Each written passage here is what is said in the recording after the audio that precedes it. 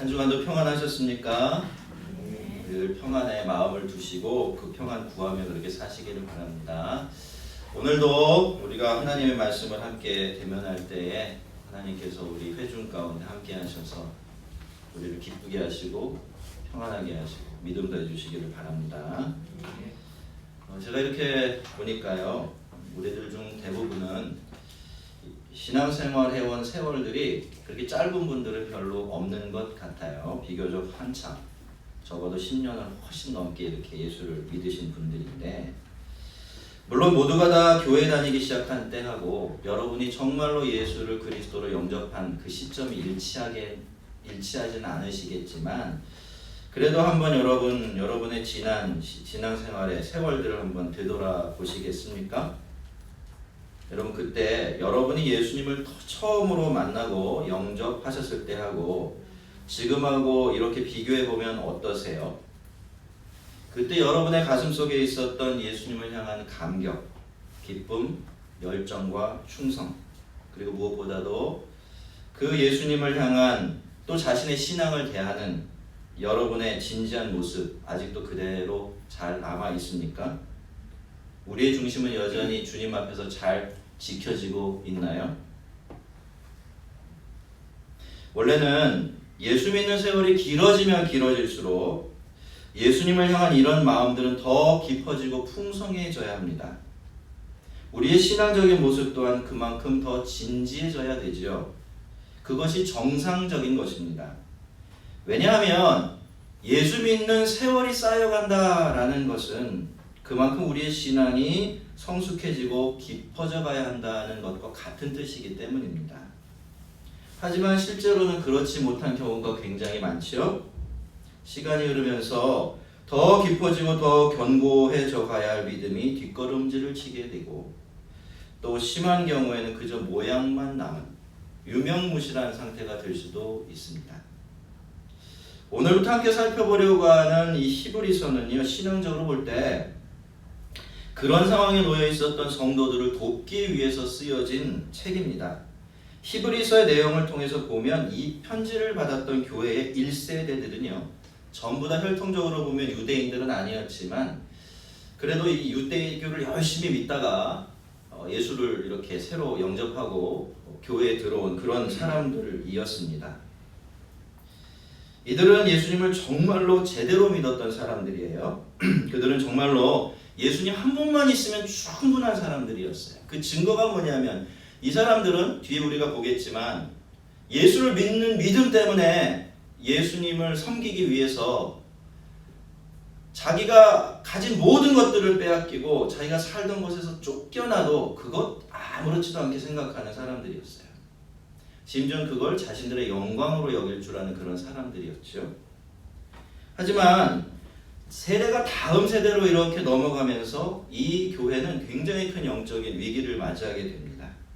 우선 교회 안에 하나 둘 이탈자가 생기기 시작해요. 그러니까 교회가 모이는데, 그 당시는 가정교회였거든요. 그러니까 모임이에요. 몇 명 안 되는, 많아봤자 20명 정도밖에 안 되는 이런 모임이었는데 거기서 하나 둘씩 이탈자가 생겨난 거죠. 모임 자체에 참석하지 않는 사람이 늘어나기 시작한 겁니다. 그리고 여전히 교회 안에 남아있는 사람들 중에서도 자기 믿음에 대한 확신이 흔들리는 사람들이 생겨나기 시작했어요. 예수를 믿는 믿음으로만 얻게 되는 구원의 복음에 대한 관심도 점점 흐려지기 시작했고요. 무엇보다도 금방 올 것이라고 믿었던 예수님, 이들의 믿음이 사실은 좀 틀렸던 믿음인데 금방 올 거라고, 우리가 죽기 전에 예수님이 올 거라고 그런 것, 그렇게 믿었던 그것이 조금씩 연기된다고 생각이 되니까요, 이제는 점점 더 믿음이 약해지고 소망이 약해져서 더 이상 예수를 믿는 믿음을 지키느라고 자기가 당하게 될 고통이나 손해 감당할 수가 없게 되어 버렸어요.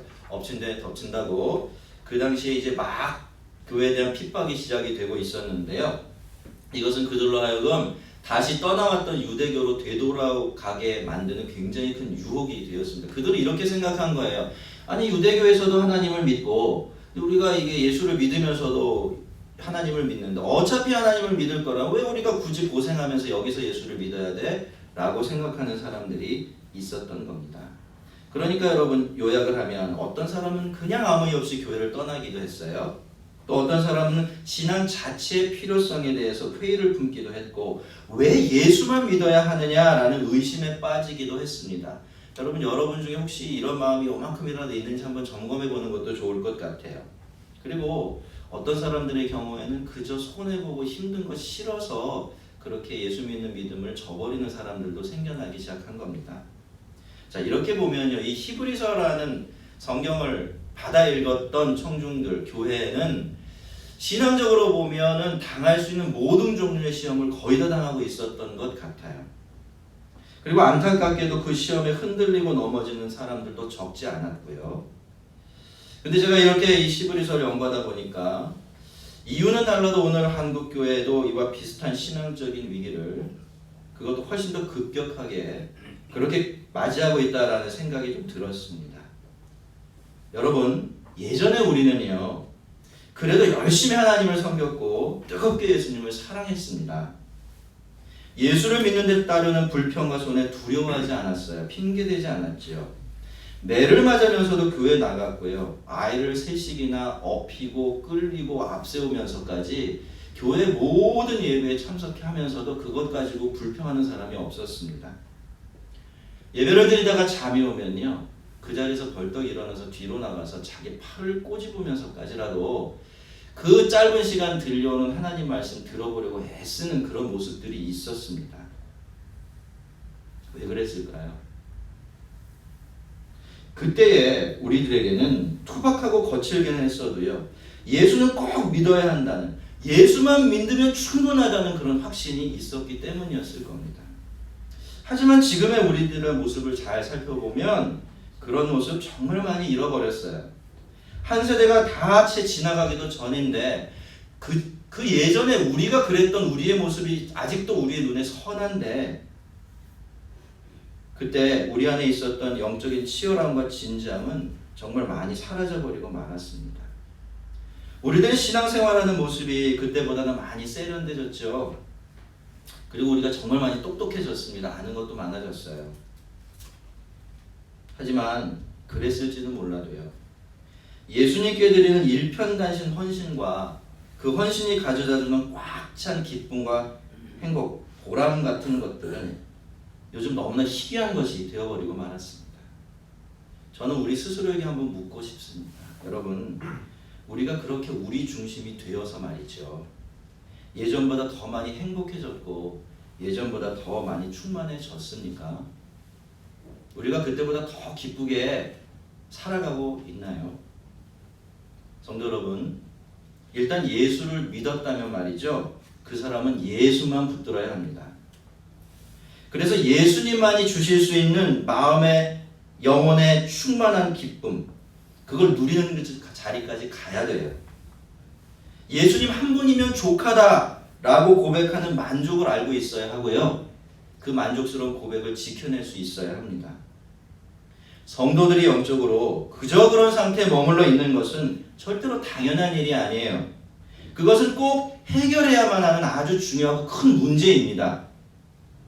우리가 늘 100% 이상적인 상태에 머물러서 신앙생활을 할 수는 없는 것이 사실이라고 하더라도요, 그래도 예수로만 살고 예수로만 살 수 있는 그 삶이 하나님께서 예수 믿는 우리에게 주시고자 하시는 가장 큰 선물이기 때문입니다. 성경은 우리의 신앙에 문제가 생기고요, 그래서 우리의 삶이 흔들리게 되는 것은 우리의 신앙이 예수님이라는 중심을 이탈할 때 일어나는 현상이다라고 그렇게 진단합니다. 우리가 열심을 잃어버리고 게을러지는 것도, 그저 그런 신앙생활을 하게 되는 것도 우리는 그저 우리의 태도 문제라고 생각할 때가 많아요. 그래서 보이는 행동을 자꾸 고치려고 하고 뭔가 열심을 끄집어내려고만 노력을 하는 것 같습니다. 물론 그것도 중요합니다만 성경은 그것을 근본적으로 우리가 예수님을 우리 믿음의 중심에 두지 않기 때문에 생겨난 문제다, 그렇게 진단하는 것이죠. 여러분, 평상시엔 이게 잘 느껴지지 않아요. 그래서 그런 줄 잘 모르죠. 문제가 다른 데 있는 줄 압니다. 그러나 우리가 한번 내가 지금 예수라는 중심, 예수 그리스도라는 유일한 중심으로부터 많이 벗어나 있구나라는 깨닫게 되고 다시 그 자리로 한번 돌아가 보게 되면 깨닫게 돼. 문제가 여기에 있었구나. 내 삶이 흔들리고 내 마음이 이렇게 엉망진창이 되는 것, 열심히 살기는 사는데 어디로 가는지도 모르겠고 제대로 사는지도 모르겠고 이런 혼란 가운데 사는 것, 그거 다 내가 예수를 믿었으면서도 예수라는 중심에서 벗어났기 때문이었구나 라는 걸 깨닫게 돼요. 그래서 그런 일을 경험한 사람들은 되게 그 다음에 어떤 태도를 보입니까? 이제는 정말 예수님만 붙들고 살아보자 라는 소원을 품게 되는 것입니다. 자, 오늘부터 우리는요 바로 이 일을 좀 해보려고 해요. 예수님만 생각하면서 우리 신앙의 중심에 예수님을 모시는 그 복된 일 함께 해보려고 합니다. 이 히브리서 말씀을 살피는 동안 우리의 믿음과 삶의 중심이 다시 예수님께로, 그리고 다시 제대로 예수님께로 옮겨지는 그런 은혜가 부어지기를 바랍니다. 그래서 우리가 예수님만 붙들고 예수님 안에서 살아가는 성도들로 회복되는 귀한 은혜가 있기를 바랍니다. 자, 오늘 우리는요 히브리서 1장 1절부터 3절까지 말씀을 함께 읽었는데요. 원래는 1절부터 4절까지가 히브리서의 서론에 해당됩니다. 이 부분에 앞으로 할 이야기들이 사실 다 집약되어 들어있어요. 그런데 오늘 우리는 1절부터 3절까지 그것도 앞부분만 좀 살펴볼 수밖에 없을 것 같아요.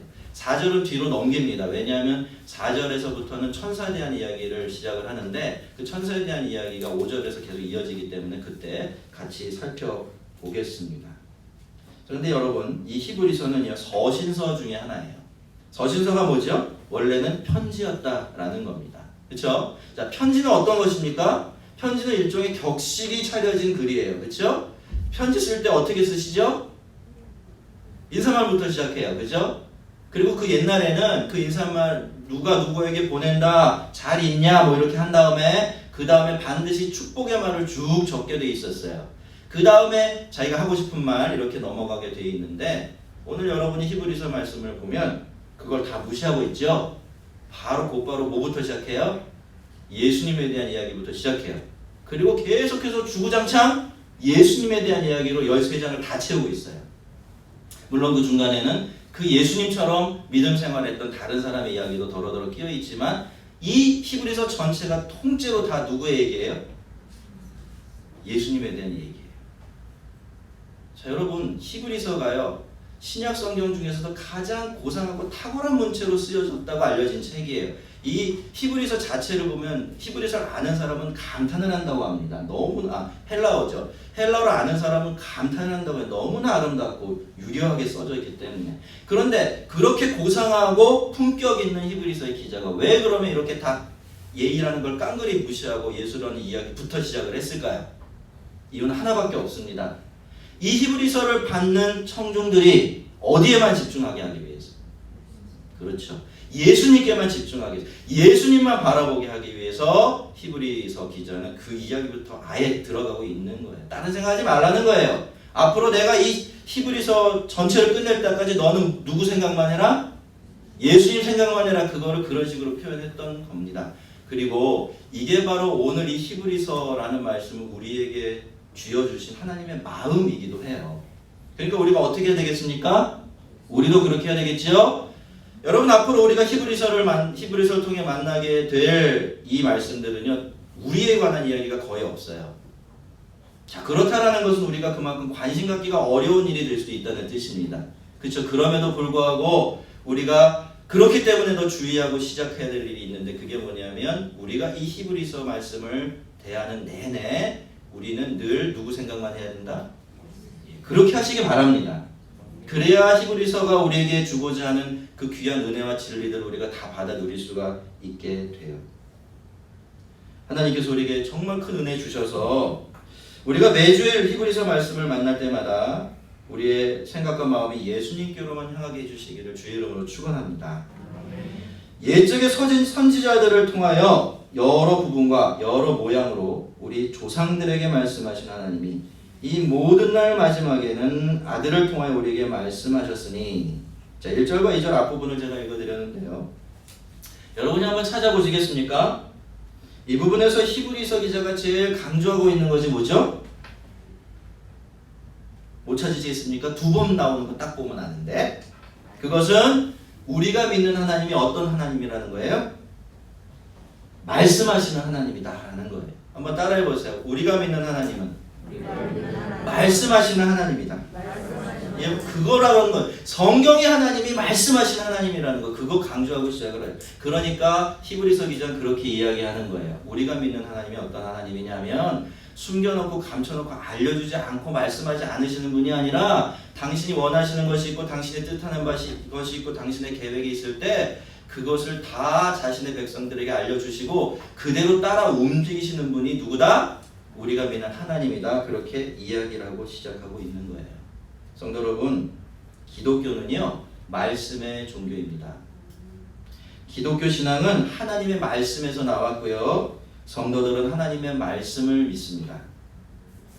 그 말씀을 통해 말씀이 알려주는 대로의 하나님을 믿지요. 그래서 여러분, 만약에 하나님의 말씀이 없다면 기독교라는 종교가 아예 존재할 수가 없어요. 그리고 하나님의 말씀을 하나님의 말씀대로 믿는 그런 믿음이 아니라면, 여러분 잘 들어보세요. 그런 믿음이 아니라면 그거는 하나님을 믿는 신앙이 될 수가 없습니다. 물론 성경이라는 책이 적절한 해석이 가해져야 하는 책인 건 분명하지만 그거를 전제로 놓고 해서 말하면 하나님이 말씀하신 대로 믿는 믿음이 아니라면 그 믿음은 기독교적인 믿음이 아니라는 거예요. 아무리 열심히 있고 아무리 뜨겁고 아무리 진지하고 아무리 나 자신은 자신 있다고 생각을 해도 그게 성경을 따라서 믿는 신앙이 아니면 절대로 하나님을 믿는 신앙이 될 수가 없습니다. 여러분, 우리 하나님은 말씀하시는 하나님이에요. 옛적부터 처음 세상이 생겨날 때부터 하나님은 계속해서 말씀하시고 또 말씀하셨어요. 하나님께서는 언제나 하나님의 말씀을 대신해 전해줄 그런 사람들을 선택하셨고 그들을 통해 말씀하셨죠. 왜 그랬을까요? 모든 시대에 모든 사람들이, 모든 하나님의 백성들이 다 하나님의 말씀을 명확한 자기의 언어로 들을 필요가 있었기 때문이에요.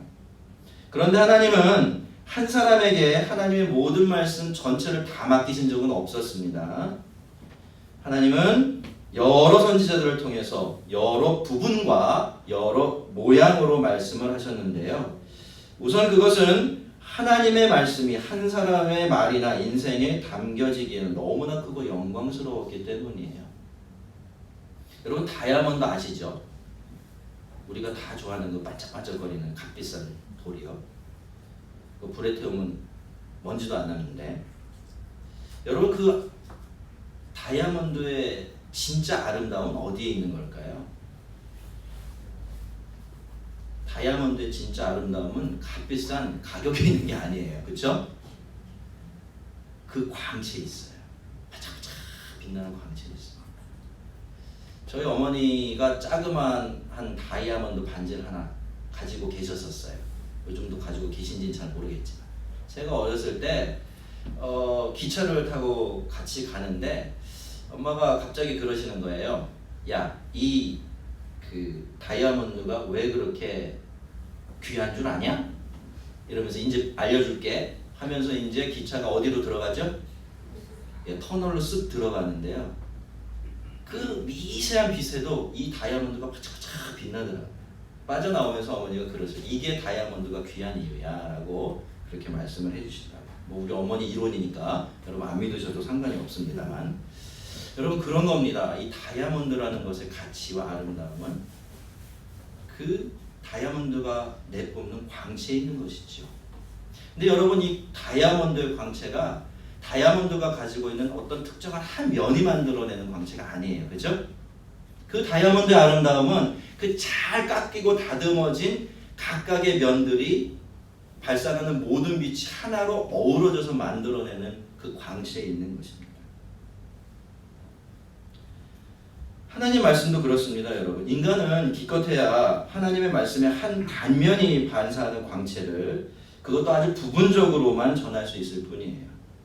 그래서 하나님은 옛날부터 수많은 선지자들을 통해서 여러 부분과 여러 모양으로 아주 다양하고 다채롭게 당신의 말씀을 전해 주실 수밖에 없으셨던 거죠.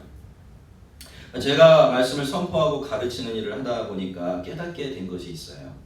그것은 이 성경이라는 책이 너무나 다채롭고 풍성하고 그것이 이 성경을 아름답게 하고 또 우리의 영혼에 매력적으로 느껴지게 한다는 겁니다. 이 진리와 저 진리가 연결이 돼요. 이 책이 저 책을 설명해줘요. 구약이 없으면 신약을 이해할 수가 없어요. 그거 아십니까 여러분? 구약이 없으면 신약이 무슨 이야기 하는지 몰라요. 그런데 놀랍게도 그 구약을 전체를 다 이루는 게 어떤 책이에요? 신약이에요. 이 진리와 저 진리가 어우러져서 더 크고 찬란한 빛을 발산을 하는 거죠. 그래서 저는 이 성경을 묵상하고 연구하면서 이 성경에 점점 더 마음을 빼앗기게 되었어요. 단순히 은혜가 돼서가 아니에요. 그리고요, 이 성경이 어떤 책이라는 것을 발견하게 되면서 제가 이 책 때문이라도 하나님을 안 믿을 수가 없겠다라는 걸 발견하게 됐어요.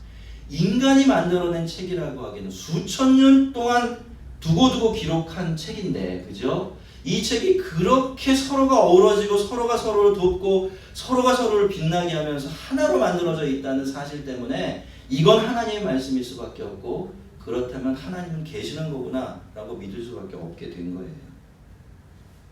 저는 하나님의 말씀을 보면서 하나님의 말씀이 저를 너무 많이 놀래게 했어요. 그래서 저는 이 말씀 사랑하게 되었습니다. 성도 여러분, 말씀 가까이 하고 계시나요? 대답들이 별로 없으신데 그런 줄 믿겠습니다. 그런 줄 알지만 여러분, 그래도 좀 더 하나님 말씀을 가까이 보시기 바랍니다. 이 말씀과 저 말씀의 풍성함과 다양함, 그리고 그 모든 것들이 이렇게 어우러져서 만들어내는 광채가 여러분의 여러분의 영혼을 찬란하게 비춰줄 수 있을 때까지, 여러분 그 정도까지 여러분이 한번 성경을 가까이 해보세요. 여러분이 그러한 마음을 가지고 성경을 가까이 하면 그 은혜가 주어지는 시간이 생각보다 빨리 올 수도 있어요. 왜냐하면 그 일은 성령께서 하시는 것이니까요. 여러분이 만약에 그 지점까지 가는 복을 얻게 된다면 여러분은 성경을 사랑하게 될 것입니다. 그리고 그 말씀 때문에 하나님도 더 많이 사랑하게 되실 거예요. 자, 하지만 그렇게 오랜 세월 동안 그렇게 수많은 사람들을 통해서 다양한 방법으로, 다양한 모양으로 말씀을 주셨지만 하나님은 그것으로는 온전히 만족하실 수가 없으셨어요. 왜냐하면 그렇게 풍성하고 다양하게 말씀을 주셨지만 그럼에도 불구하고 결국에는 그것이 여러 부분과 여러 모양에 불과했고요. 그래서 거기에 하나님과 하나님의 뜻을 제대로 담아내실 수가 없었기 때문입니다. 그래서 하나님께서는 이 모든 것들을 온전히 담아낼 수 있는 그릇을 찾아내시게 되는데요. 그리고 그 그릇에 하나님의 전부를 담아서 우리에게 내어주셨습니다. 자, 그 그릇이 무엇인지가 2절에서 이야기되고 있는데, 자, 2절을 함께 한번 읽어보겠습니다. 있습니다. 이 모든 날 마지막에는 아들을 통하여 우리에게 말씀하셨으니 이 아들을 만유의 상속자로 세우시고 그로 말미암아 모든 세계를 지으셨도다. 아멘. 여러분, 하나님은요, 그 어떤 것으로도 담아낼 수가 없습니다. 그 어떤 말로도 하나님을 설명할 길이 없어요. 왜냐하면 이 세상에 있는 그 어떤 것도 하나님만큼 영광스러운 것이 없고요. 이 세상에 그 어떤 언어도 하나님에 대한 모든 것을 충분하게 담아낼 수가 없기 때문이에요. 저는 설교자이기 때문에 이 말을 통해서 여러분에게 하나님의 뜻과 하나님에 대해서 이야기하는 것을 업으로 삼고 있는 사람이기 때문에 그걸 너무나 잘 알고 있어요. 여러분, 하나님과 하나님의 진리를 무엇에 빗대어 설명해도 늘 한계가 있습니다.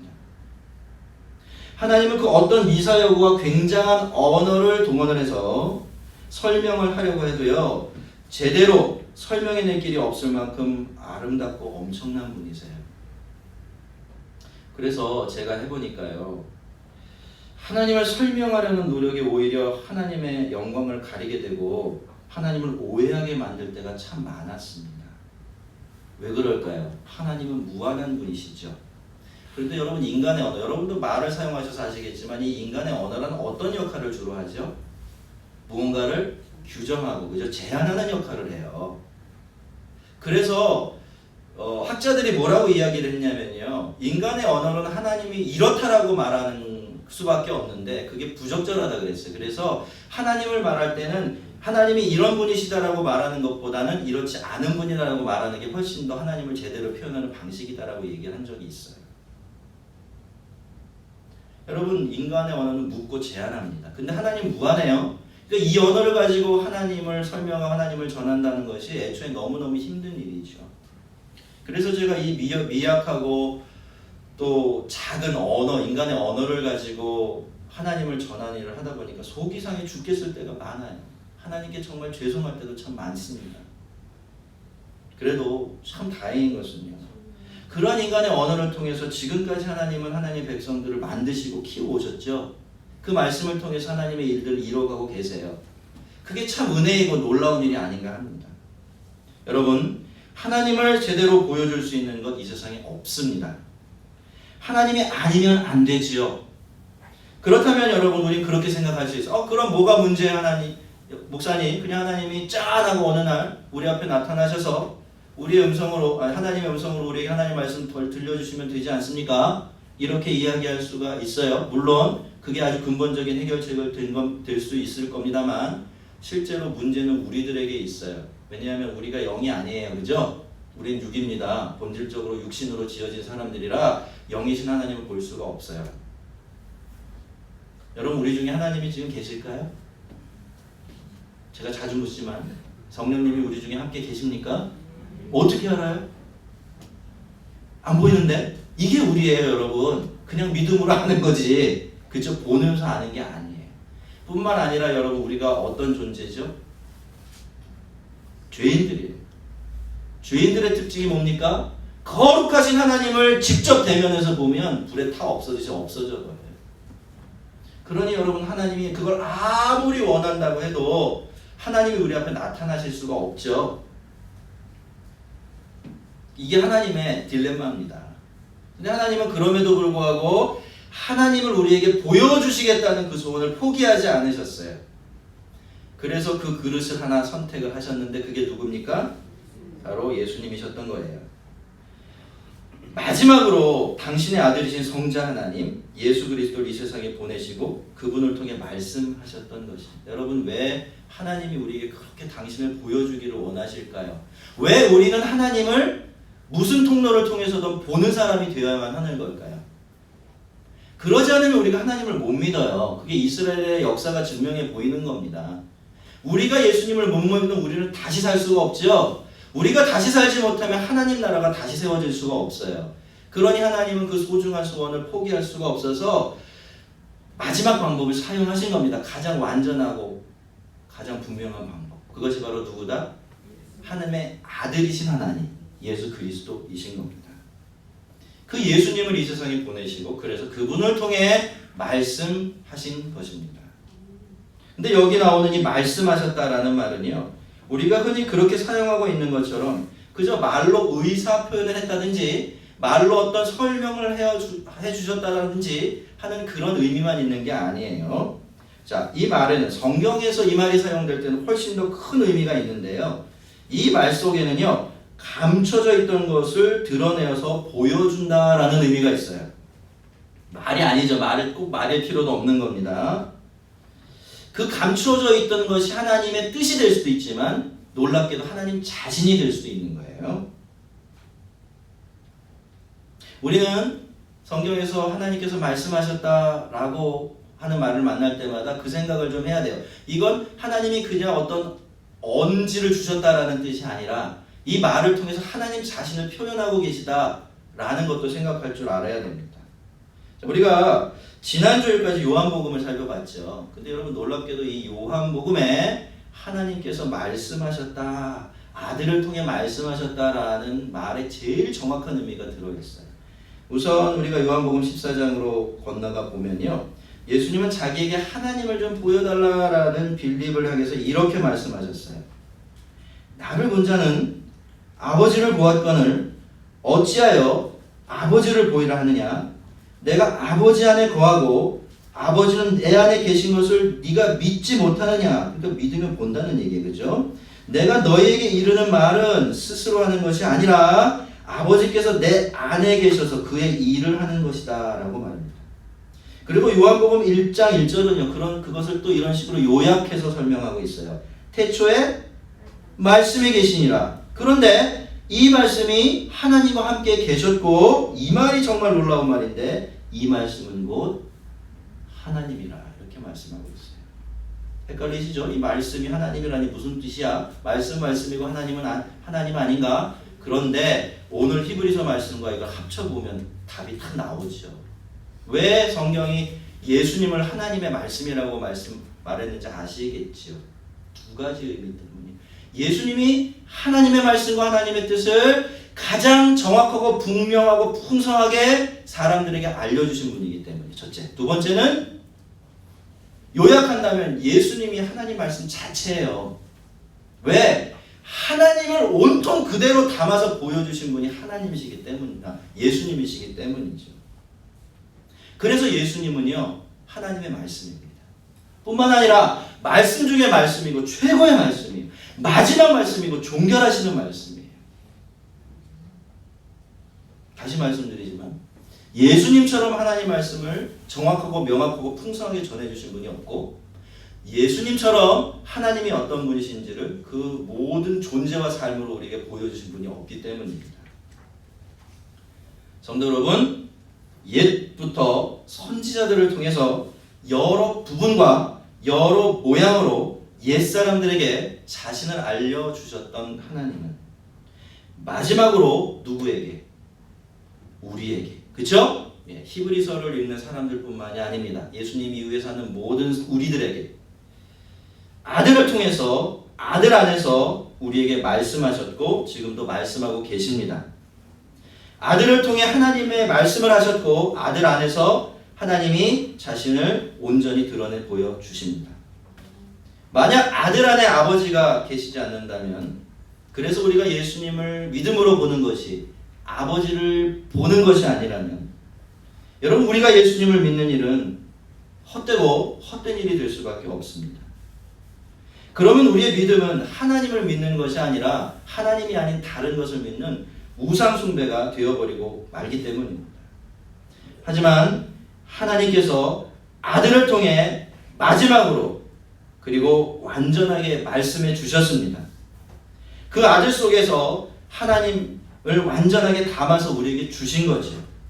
그래서 예수님의 말씀은 하나님의 말씀과 완전하게 일치하게 되는 겁니다. 아들이 아버지와 같아지게 되는 거예요. 아들을 보는 것은 아버지를 보시는 것입니다.